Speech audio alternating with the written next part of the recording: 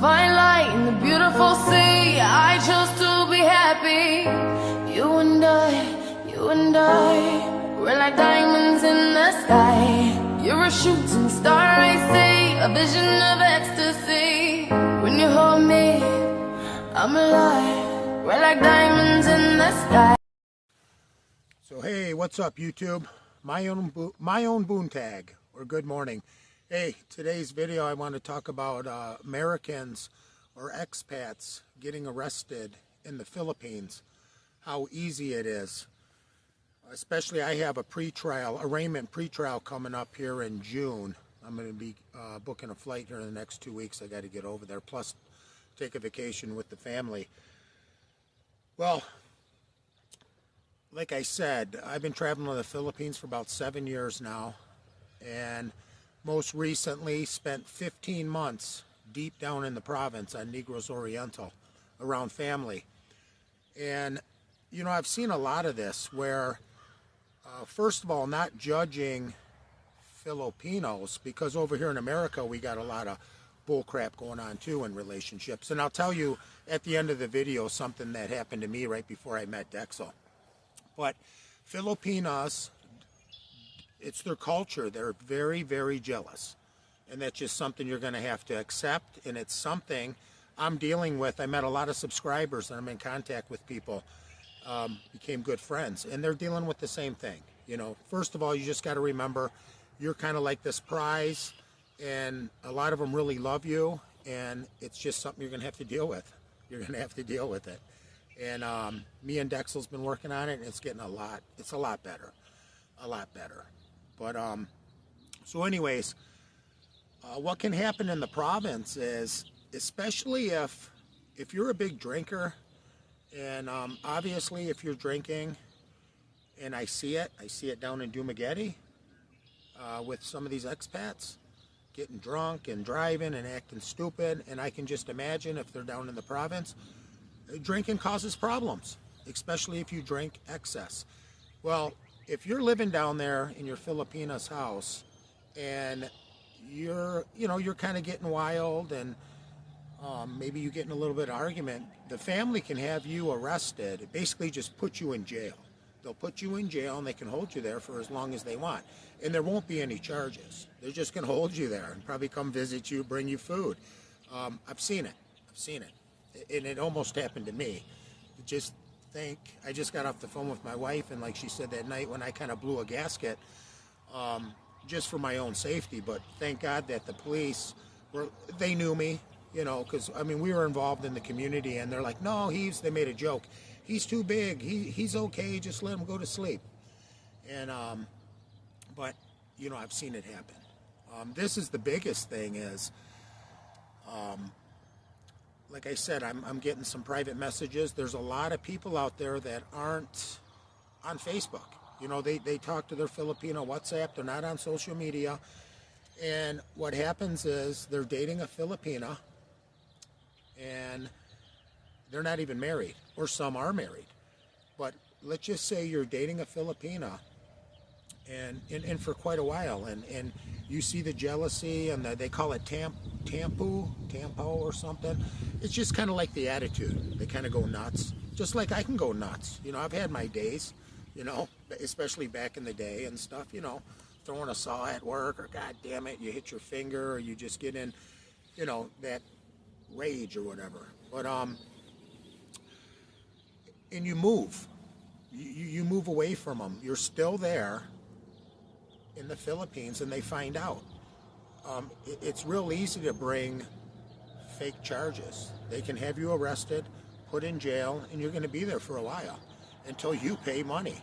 And I'm in contact with people, and it's happening quite often, because you got to remember there's a lot more people going over to the Philippines, retiring, and they're bringing their issues. You know, obviously. Maybe they're a menace to society over here, and they bring that over there. Cost of living's cheap, and if you're already a full-blown drinker, you get over there, you're going to drink more. I mean, tropical island, everything's cheap. You're going to have a lot of expats I see over there, and not everybody. I'm not talking everyone, but you know, I see it. You know, they're drinking like they say, it's 5 o'clock somewhere. Shit, they're drinking at 10 o'clock in the morning when the bar opens. Or maybe some of them barely shut down. I don't know. I wasn't a big bar guy.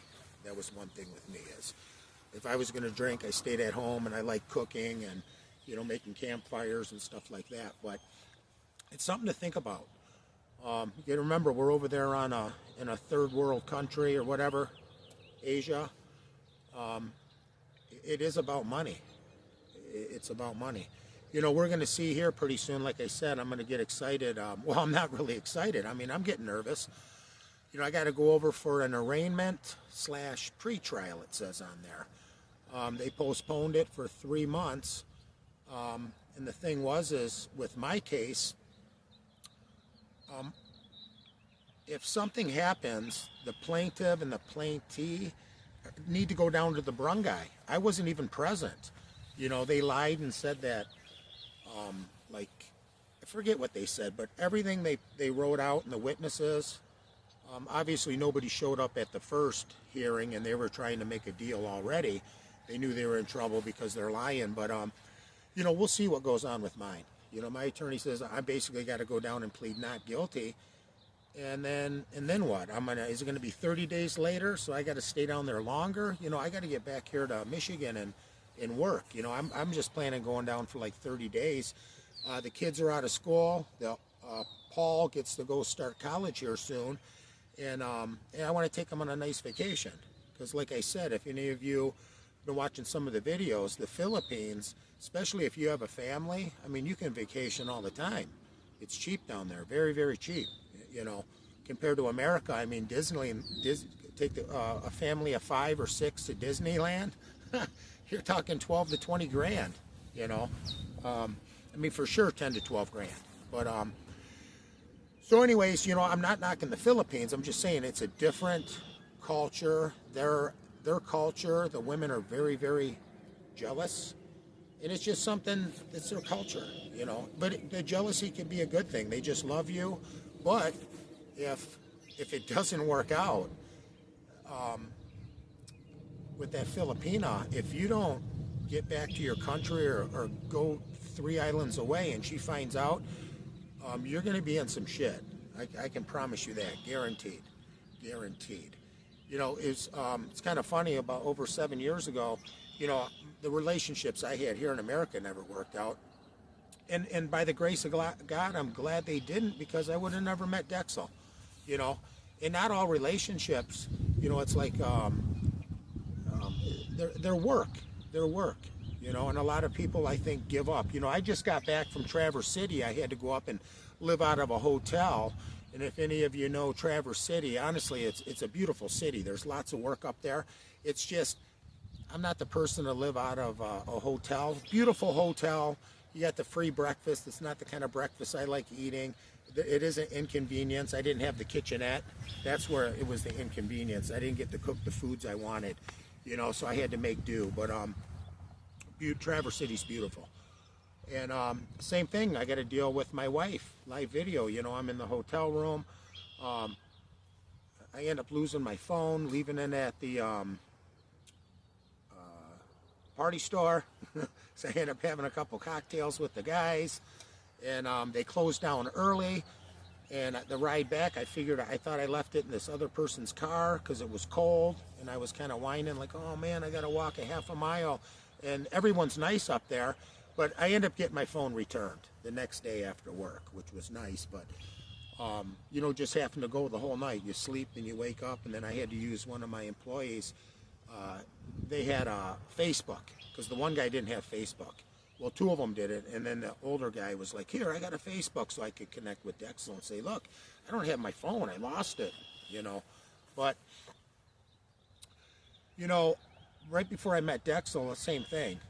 Women here, I was accused, it was a lie, saying that I kicked or punched, and I had to hire an attorney, and the charges were dropped, because, you know, she was lying. But, you know, stuff like that happens here in America. But in the Philippines, just remember, they can. Especially if you're not a drinker and you're just calm and quiet, and you're probably not going to have any problems. But if you get a little bit rowdy and, you know, you're hanging out with other expats, your Filipina's going to get jealous. And if you come back and like I said, they got the control. You know, they can have you locked up. You can get put right in there. And then, like I said, it's for you to prove your innocence. And they can release you too, you know, at any time. But it does happen down there. It was like Dexel's father, when they were growing up, when Dexel's mother left them, took off to another island, changed her identity, got remarried, and had another family. The father, you know, missed his wife and would get drunk, and he did stupid stuff. You know, he would climb these telephone poles and taunt the police, and it was basically almost every night he drank, they would put him in jail and make him sleep there, and then they would release him in the morning. And I've seen them do it. I've lived there. I've seen them, other relatives have to go to jail, and sometimes they leave them in there for quite a while, you know, until they grow up, or, you know, they get to think about it. But then released with no charges, you know.